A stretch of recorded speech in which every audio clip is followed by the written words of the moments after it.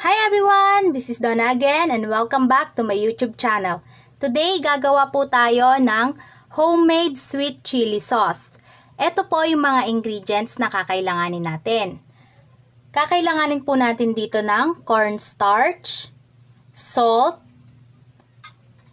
garlic, red bell pepper, white sugar, vinegar, and siling labuyo or red chili. Pwede po kayong gumamit dito ng chili flakes kung gusto po ninyo. And gagamit din po tayo dito ng 3 cups of water. Para po sa exact measurement, ilalagay ko na lang po sa description box below. Ayun lang po yung mga ingredients, so umpisahan na po natin.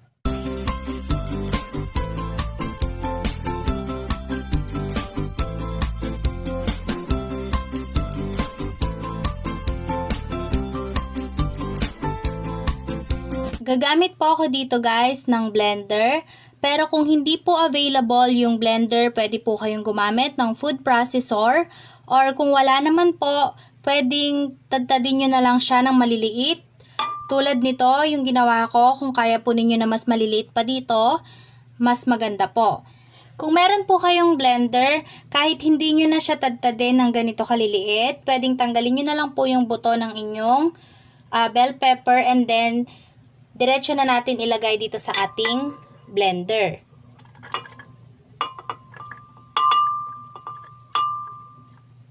Next, ilalagay na po natin yung ating siling labuyo. Same lang po sa bell pepper, kahit hindi nyo na rin po tadtadin ng ganito kaliliit yung inyong garlic kung gagamit po kayo ng blender. Tapos, lalagyan lang po natin ito ng 1/4 cup na tubig.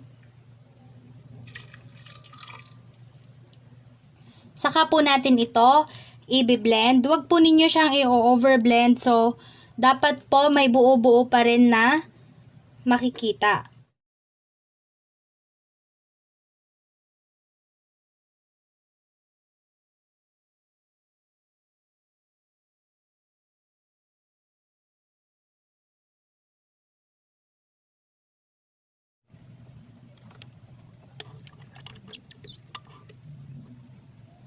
After po nating ma-blend yung ating mga ingredients, next step ay ililipat po natin to dito sa ating kasirola.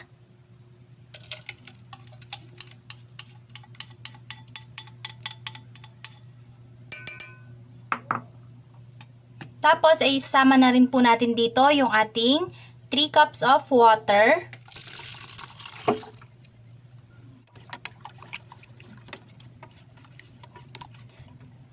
Tapos, isama na rin po natin dito yung ating vinegar, salt, and yung ating sugar. At this point po, nailagay ko na lahat ng mga ingredients bukod dun sa ating cornstarch. Ang next po natin gagawin ay isasalang natin to sa apoy or papakuluan natin siya in low fire ng mga ilang minuto bago natin ilagay yung ating cornstarch.